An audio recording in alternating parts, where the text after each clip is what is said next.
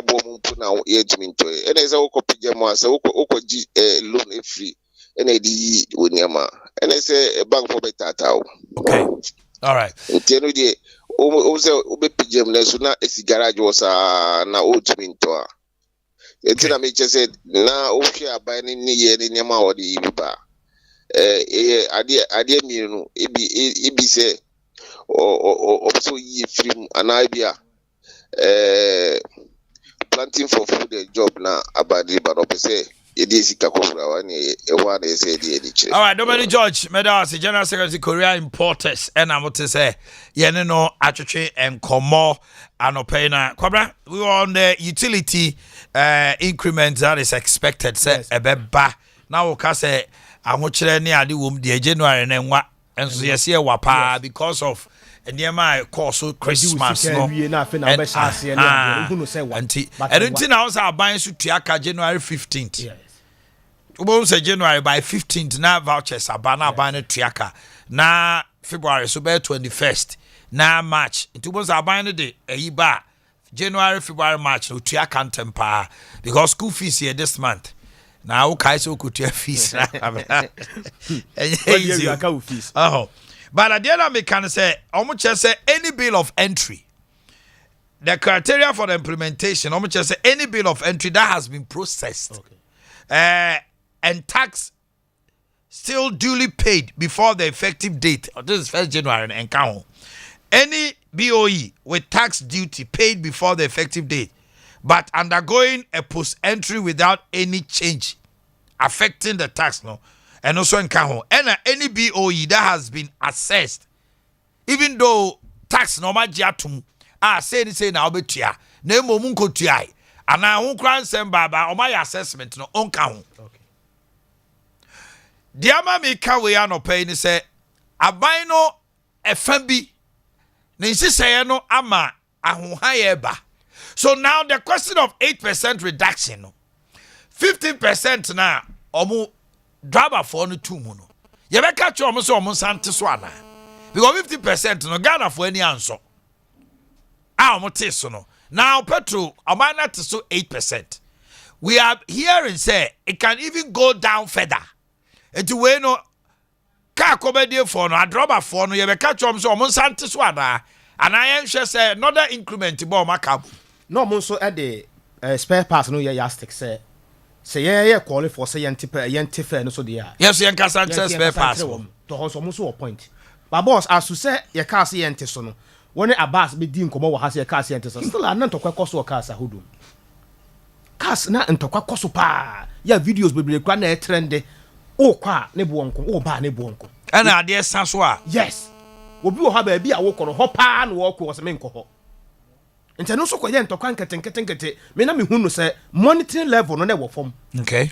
Monitoring wise no abas be kasa kire mu obi ate ase wo free he kwa ha ye say ya yi say ya free calculation wo de bae no obi ate ase but monitoring level no na wo form obi e kwa wo de woje se ntokwa no ba ko bia na ka ba ko na metim se ntokwa no sia ana o ka kire rubber ni say wo de wo pa ye do so follow ya busa se e ye say ye do so follow na passenger ni busa se e free ha kwa ha ye say no wo so ka different price. Enti ni man keten bi wo ho no mu a ye ne ya na ye twa ye ho abewu ye ne ya na ye twa ye ho abe enye obi a me no de me sra Ghana for no say 2023 a yesimu yi ye nhwe na ye nsesa yesu ban kakra e woni ma bi ho boss wo hu say aban bia ba bi a wota na ni kire pa no e sa agapo ha ho no Ghana ports and port so there be o nya say ho no de na ni kire o kwabra ho no ogi ni sika ho no ogi ni sika nti e no ye direct tax. Yes. Ti ati say me tade kwabra na eniema no gu ho na nkrofo beto ama miska de obefiri mi ganje nso nkomra ya kobra na me hwadim kakra hwadim kakra be 1 2 ti ho na gauta ganama pot no niema na be gu ho when ye call the mortgage no so kwa every day ye wo charges ye dem out etu busia kra akoto akoyi enti aban no je hwese o ka say 26 levies pot wo ye je esi na national health insurance utua wo say tua ayi covid all the make sure no enti ekwan aban fa so nyes etise petrol wo ye dera aban wo taxes bi but se sie no OMCs no ne aban no ntokwa bi ana ekoso oil for Gold for cash. Oil for gold, you know. Oil for gold. Omanhene Yaw be the cheche say January yenhwe ni mu first tranche beba no. Now OMCC ne mpene so. Kwabra OMCC no. Time na $15 no. No mo dey ato 19. Tell me o. Omo the dollar to 19 no mo dey price oil. MIA. Say see a dollar and then I'm 11 12. As I pay any more. Dollar as at yesterday was around 11 I got 12. Okay. 18 no. No mo did 19 o. Or the 19 cedis to a dollar and or the calculating the oil no. Say see a so tete no. I buy the person omo dey petrol 9 cedis by this month. I buy person omo dey petrol 9 cedis. And I buy say oil for gold no. Mo ko $400 million. And na OMCC here and sana kwabna omo timanya dollar e de akwamo no ne akofa.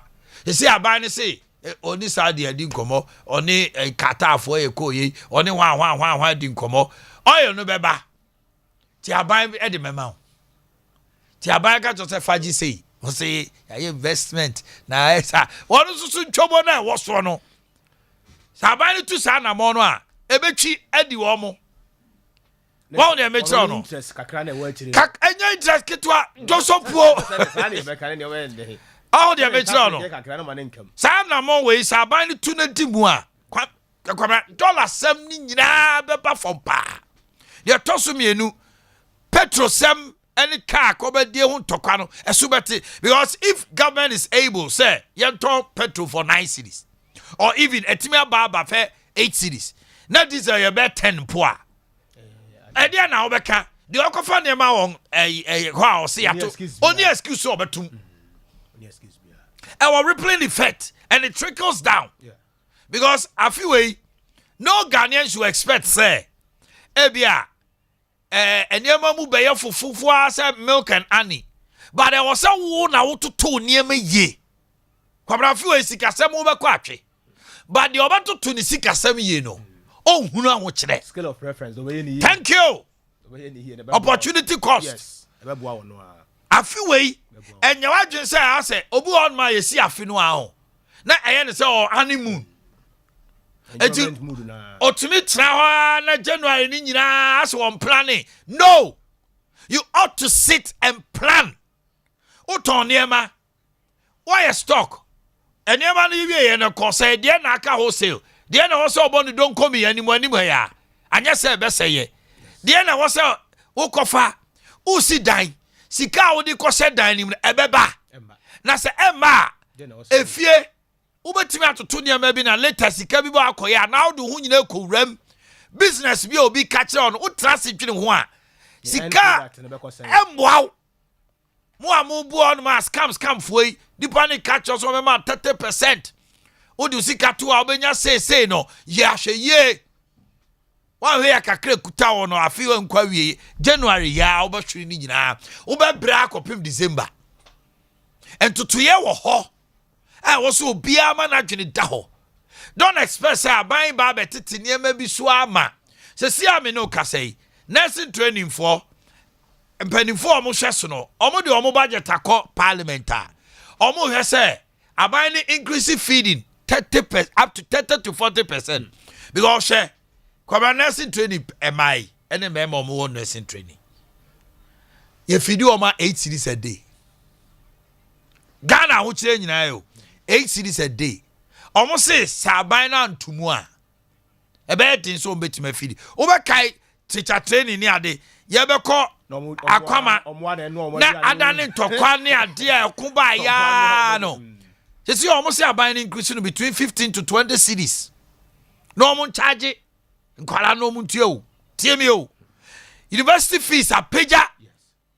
Ama nooks for cry no only BBC kasa almost say and we are just about 10 to 19% of Ghanaians may drop out from the university because they cannot afford. I know a whole lot. Yes. It is a nyame adom na kakra on sem Busumi weya any the days ahead. You ought to plan well. Don't waste money because money is not there for you to waste. Yes. And to sikangu just after when I old iPhone. Young man, this is not a time for luxury. Yes. manage it when the luxury comes. While to honor her bank account na kwamre mu odua. Government remember. O tade a onyine ho. But ne ya fie hyase. Kakra gu o sa Saturday ya kakabensem. We did Christmas week out down time aso. At that time, a quarterly fees 10th. School boy mama note. Normal notice the fee to be fully recovered before the child enters. Kohe pressure I war ho no musisia. On the metro. You be sure nyame adun tie betia. So they would master to na obi so no ne case no. Say no ye ntoto ye kwabra. Yes. To me Christmas in them she fie sa. Proper planning. No party nothing. I would have That's to say. Oh, nyame adum. Afisiapa. Afi come to here. Christmas in them here answer me frɛ o ma afisiapa na mboa. No. Na enye kama. Kama. Kama. Na ye party na ku aponche na ku wei.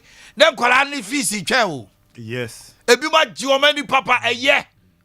Na nso so wadi awie aka wo so hwɛ. Fees. Aka fees. And no rent. Nti amanfo nya rehemu sɛ eniema enkototo saa. Because you be too electricity ni water mu build dia. Na car no so a obefa no petrol no de nyame adom kra eba fom. But ekose electricity ni water ho. On the meche no. Eye niam bi ase wan hwe yi a kwabra. Ebe bitiu. And na January February March no say bitiu saa. When we are not trending now day. Really do true. It's the first quarter no eye crucial for your planning. Yes. Dia bi akwaba. Now what to say? Oh, matches na shase kotoko ne has so ekosei. Oh, arouse the Joe. Na kotoko so. Maybe an economy tie commentary. Has for any abrenam si say. No mash. Onya has for any abrenam si kai say. Kotoko so koshe ana. Amokokunya draw Doma. So it's been a Waterloo for them. A win or a draw there na just say. Almost found to speed. Last is almost crochet. So almost say 2-0. And I will mark up draw. Oh my idea. The other teams are they fair. They don't mean said that team, but be more bomb or more than pa. We be team United win and ra. Amukunyano keep kusina to muzemu dupa. I'm gonna crochet house for. I'm gonna say house will keep United na crochet. Bechim. Yeah. Keeper is solid keeper. Come on and Bechim the share house say. Hey, boss, keeper no. And you keep us. Come on, your team war shower. And they said no Brentford that cheat a yedi. Lipu a D31. Can say do be agent the afio. I mean the Arsenal and 90. Brentford no money easy. Easy. Sir, I've Tony no then more. Be punish. Tony Graham Mobi. And no Mobi. I'm saying commission says. According to me or say go. You ben say. Wisa. Joan Wisa. Or say no mo say no Sakoshe. Na Liverpool ade. Atapokuti dash man no dash him. Dash him on your offside the overshare. No dash it. Chance na gaza de banaeka.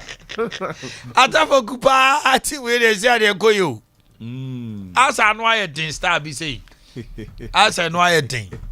Real Madrid so e ko say. Oh yeah, we need na Barcelona board. Okay. So you see I feel me say we dey show and show me wo ba metra. Bate. Ba metra say amanfo tumfo. Oh, okay. So yeah, the way I be jaw musa ya na. And they are na hydrate. Ya na be me jaw mo no. Na Christmas let to say. Oh, na legend. Na ye. Ibi akọ kama pa. Mo amoba nyina, be hu mani ma kama. What means resting here pa. Oh, yes. Exactly. Eti afi ye be sempani for say eduru ba bi o mo ma en ko leave the afi ye beji. Yes. Last year I be uncle leave. Eti afi we dey leave there. Yeah, at least 1 week off being there. They try who see or so about that. Come on, you better change your lives, change your lives. Because last year the Temusa holidays, now mobile so. But be a me huni bia anyway come on. It was the boys rest pa. I just boys rest and I just boys and PP by heart. I'm a who say go be a be huni bia we mu na mo de o ma bre. Some say o say more so some time off. Rocky mu de o ma bodwuma papa nyum so de wa huye bi. Hey! DJ Abrante.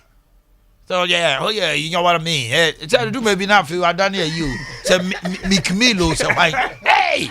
Rocky. Last minute. Mick Mill. But the phone ya. Hey, make Rocky. That's a, oh, why are they? Aki Susu Hunyum, PK. Oh, almost all the guy catch. Oh, the guys they stayed over, and I can tell you. Now me who see you and the Nigerian was at that.